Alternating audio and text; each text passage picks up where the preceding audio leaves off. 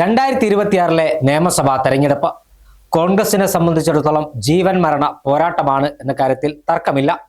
10 വർഷമായി അധികാരത്തിന് പുറത്തിരിക്കുന്ന കോൺഗ്രസിന് ഇത്തവണ അധികാരത്തിലേക്ക് തിരിച്ചു വരണം.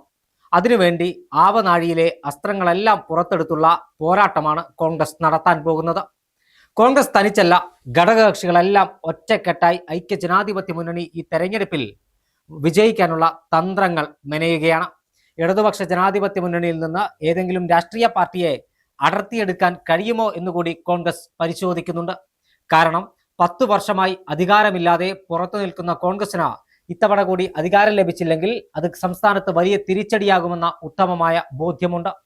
ഇതിന്റെ അടിസ്ഥാനത്തിൽ പ്രതിപക്ഷ നേതാവ് VD സതീശന്റെ നേതൃത്വത്തിലാണ് കോൺഗ്രസിന്റെ എഞ്ചിൻ മുന്നോട്ട് പോകുന്നത്.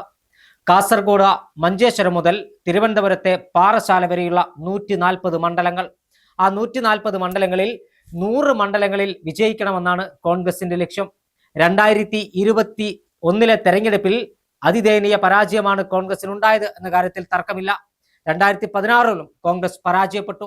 2011 മുതൽ 16 വരെയുള്ള 5 വർഷക്കാലം കോൺഗ്രസ് ഭരിച്ചതിന് ശേഷം നടന്ന 2 തെരഞ്ഞെടുപ്പിലും കോൺഗ്രസ് പരാജയപ്പെട്ടു എന്നത് യാഥാർത്ഥ്യമാണ്. കോൺഗ്രസ് സംസ്ഥാനത്ത് ഉജ്ജ്വലമായൊരു വിജയം നേടിയ തെരഞ്ഞെടുപ്പ് 2001 തെരഞ്ഞെടുപ്പാണ്. 2001 AK ആന്റണി എന്ന ആദർശ രാഷ്ട്രീയക്കാരന്റെ അമരക്കാരനെ മുൻനിർത്തി നേരിട്ട തെരഞ്ഞെടുപ്പിൽ കോൺഗ്രസ് 100 സീറ്റ് നേടിയാണ് അധികാരത്തിലേക്ക് കടന്നു വന്നത്. അതിനുശേഷം പിന്നീട് കോൺഗ്രസിന് അത്തരത്തിലൊരു മാസ്മരികമായ പ്രകടനം ആവർത്തിക്കാൻ കഴിഞ്ഞിട്ടില്ല. അതുകൊണ്ട് തന്നെ ഇത്തവണ കോൺഗ്രസിന് 100 സീറ്റ് നേടണം. കോൺഗ്രസിന്റെ ഏറ്റവും മികച്ച നേതൃനിരയാണ് ഇപ്പോൾ പാർട്ടിയെ നയിക്കുന്നതെന്നാണ് നേതാക്കന്മാരുടെ അവകാശവാദം.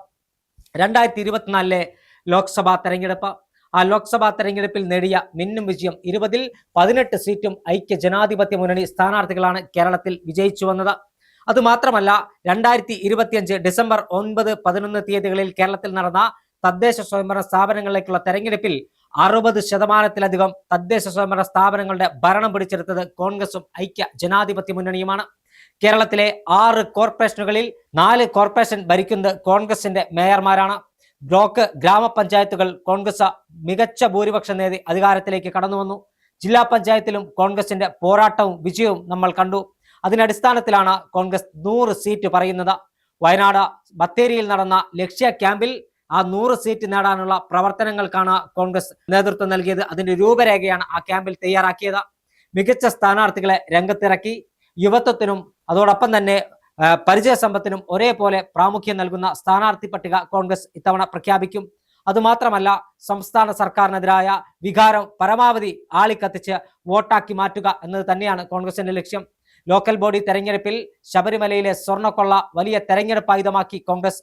അത് കോൺഗ്രസിന് മികച്ച വിജയമാണ് സമ്മാനിച്ചതെന്നാണ് പാർട്ടിയുടെ വിലയിരുത്തൽ. അതുകൊണ്ട് തന്നെ സ്വർണ്ണക്കൊള്ളയുൾപ്പെടെയുള്ള വിഷയങ്ങൾ, മുഖ്യമന്ത്രിക്കെതിരായ ആരോപണങ്ങൾ, പാർട്ടിക്കെതിരായ ആരോപണങ്ങൾ, CPM-നെതിരായ ആരോപണങ്ങൾ, PM ശ്രീ പദ്ധതിയിൽ ഒപ്പുവെച്ചതുമായി ബന്ധപ്പെട്ട വിവാദ വിഷയങ്ങൾ, കേരളത്തിലെ കോൺഗ്രസ് ആരോപിക്കുന്നത് പോലെ BJP CPM അവിശുദ്ധ കൂട്ടുകെട്ട് തുടങ്ങിയവ ഇത്തവണ തെരഞ്ഞെടുപ്പ് പ്രചരണായുധമാക്കി മികച്ച വിജയം നേടുമെന്നാണ് കോൺഗ്രസിന്റെ കണക്കുകൂട്ടൽ. നഷ്ടപ്പെട്ടു പോയ ന്യൂനപക്ഷ വോട്ടുകൾ കോൺഗ്രസിലേക്ക് തിരിച്ചെത്തിയിട്ടുണ്ടെന്ന് പാർട്ടി വിലയിരുത്തുന്നു. മലബാർ മേഖലയിൽ കോൺഗ്രസിന് എന്നും താങ്ങും തള്ളുമായി നിന്നിരുന്ന ന്യൂനപക്ഷ വോട്ടുകൾ, പ്രത്യേകിച്ച് മുസ്ലിം വോട്ടുകൾ കഴിഞ്ഞ നിയമസഭാ തെരഞ്ഞെടുപ്പിൽ കോൺഗ്രസിന് നഷ്ടമായിരുന്നു. എന്നാൽ ലോക്കൽ ബോഡി തെരഞ്ഞെടുപ്പോടുകൂടി ആ വോട്ടുകൾ കോൺഗ്രസിന്റെ അക്കൗണ്ടിലേക്ക് എത്തിയിട്ടുണ്ടെന്നാണ് കോൺഗ്രസിന്റെ കണക്കുകൂട്ടൽ.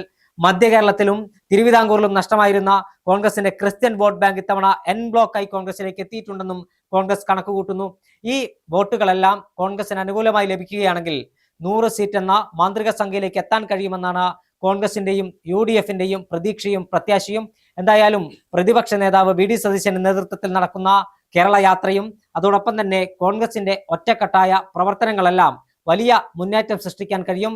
കേരളത്തിൽ 10 വർഷങ്ങൾക്ക് ശേഷം ഒരു കോൺഗ്രസ് മുഖ്യമന്ത്രിയെ അധികാരത്തിലെത്തിക്കാൻ കഴിയുമെന്നാണ് കോൺഗ്രസിന്റെ പ്രതീക്ഷ. അതിനൊപ്പം കോൺഗ്രസ് പ്രതീക്ഷ വെച്ച് പുലർത്തുന്ന മറ്റൊരു കാര്യം കൂടിയുണ്ട്. 2026 നിയമസഭാ തെരഞ്ഞെടുപ്പിൽ തനിച്ച് കേവല ഭൂരിപക്ഷം നേടുക, അതായത് ഘടകകക്ഷികളുടെ സമ്മർദ്ദമില്ലാതെ ഒറ്റയ്ക്ക് ഭരിക്കാനുള്ള ഭൂരിപക്ഷം നേടുക എന്നൊരു ലക്ഷ്യം കൂടി കോൺഗ്രസിനുണ്ട്. ആ ലക്ഷ്യം കൂടി മുൻനിർത്തിക്കൊണ്ടാണ് മഞ്ചേശ്വരം മുതൽ പാറശാല വരെയുള്ള 140 മണ്ഡലങ്ങളിൽ കോൺഗ്രസ് UDF-ഉം മത്സരിക്കുന്നത്. കോൺഗ്രസ് എന്തായാലും 85-നും 90-നും ഇടയിലുള്ള സീറ്റുകളിൽ ഇത്തവണ കോൺഗ്രസ് മത്സരിക്കും. കഴിഞ്ഞ തവണ സീറ്റുകൾ കിട്ടാത്ത ജില്ലകളുണ്ട്. കാസർഗോഡ്, കോഴിക്കോട്, ഇടുക്കി, പത്തനംതിട്ട തുടങ്ങിയ ജില്ലകളിൽ കോൺഗ്രസിന് ഒരു സീറ്റ് പോലും ലഭിച്ചിരുന്നില്ല. ആ ജില്ലകളിലെല്ലാം ഇത്തവണ കാര്യങ്ങൾ മാറിമറിയും.